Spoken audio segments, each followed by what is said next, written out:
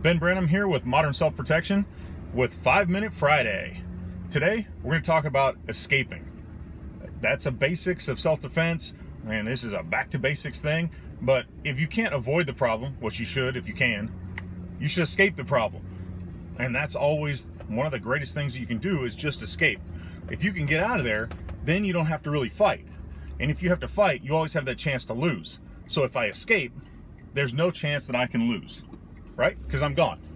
And you should do what you can to escape. So if you're paying attention to your world and you get behind the 8 ball, run away. I don't like the run, hide, fight thing, but I do like the idea of escaping the problem when possible.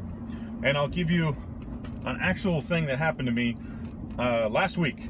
I was on the road with work. I'm driving my big 2500 Chevy diesel truck, and I was out coming back from Oklahoma back to Texas, stopped in Dallas somewhere. I don't know where I was, but I went to the gym and then was going back to the hotel. I was trying to grab, honestly, something to eat, and just out of the convenience store. And so I passed the hotel and thought I'd find a convenience store right there. Didn't. So I made a U-turn, came back up the highway, made another U-turn to get back to my hotel, and I noticed this car had followed me twice. And I was like, that's weird. Well, I'm going to take this right to the hotel and just go by the hotel and see if he keeps following me and see what happens. Well, I took the right, and I wasn't really paying attention, didn't know the area, and I'm trying to, watch the car, watch the traffic. Even at 9 o'clock in Dallas, around 35 and some of those other highways is still busy traffic. So I'm sitting there, and I made the wrong turn into an actual parking lot, which was good and bad. So this car followed me into this parking lot and sat at the entrance almost to this parking lot. And I was like, well, that ain't good, right? And yes, I'm always armed, but do I want to really get out in this dark parking lot in the middle of the night and fight it out? It was a car, and I'm driving a big truck. I could have pushed him out of the way. I could have, played chicken with him. I could have done a lot of stupid things like that and tried to start a fight. Not good if you're the aggressor, right? Legally, that's not a good idea. So I just looked around on where I can escape. Where can I escape this problem? And since they're driving a little sedan car, a 4-door like Toyota Silver car or something, I looked over, and there is parking stops and a curb that separate this parking lot from another parking lot. And there was only one exit to the parking lot, and that's the one I came in. So I was like, forget it. Got a big 4-wheel drive truck. I didn't even have to throw it down in 4-wheel drive. I just drove over the parking stops, drove over the curb, drove over a little glass. It wasn't even grass, just curbs, and into the next parking lot. And yeah, with a car, you don't have the ground clearance to make that happen. They might have made one, but they're not going to make two. They would have got high centered.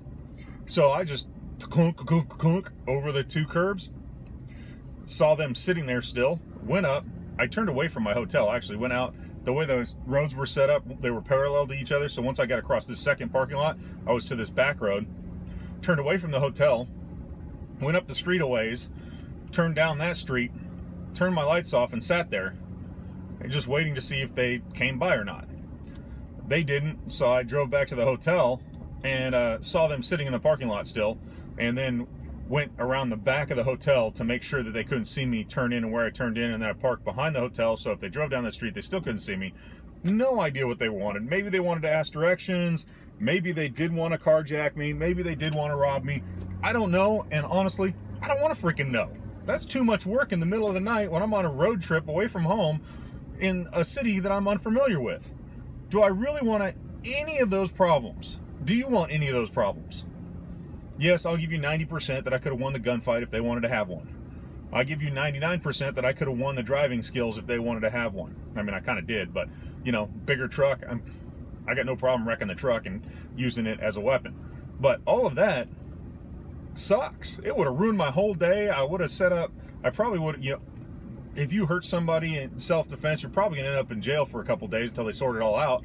And then I got to call attorneys and all blah, blah, blah. And it's this huge headache. Plus, I always have the chance of losing.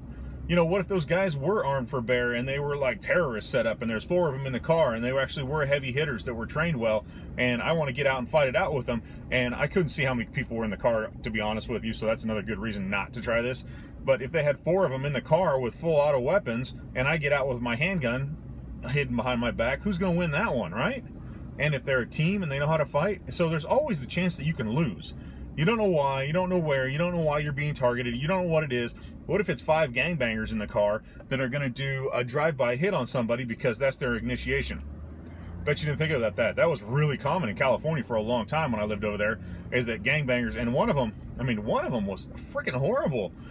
At night, car full of gangbangers would drive around without its lights on. Whoever flashed their lights to say, hey, you know, you flash your lights or turn your lights on and off to say, hey, you don't have your lights on, because it happens to all of us, right? If you don't have the auto on lights, well, that was their target. And then the guy that was getting initiated had to shoot up the car that you're in and try to kill you. Nice, huh? So are these the games that we really want to play? I'm getting older, I'm getting wiser, I don't want to play these games anymore. If I have to, I will, and I'll win no matter what. But if I don't, I will escape. There was nothing that could have happened good for me if I stuck around in that situation. So I want you to think about that.